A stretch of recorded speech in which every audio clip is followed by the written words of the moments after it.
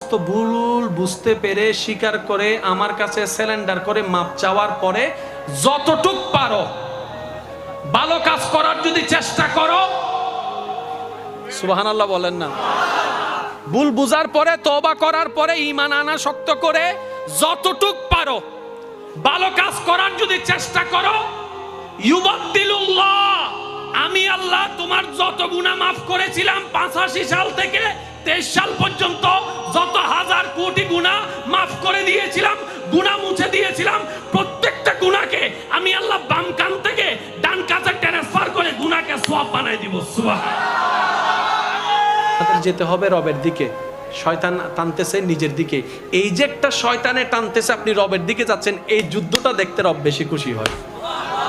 আর একটু জোরে বলা যাবে সুবহানাল্লাহ। আপনি জানেন আপনার যখন আজানের সময় হয়, আপনি প্রায় সময় খেয়াল করলে দেখবেন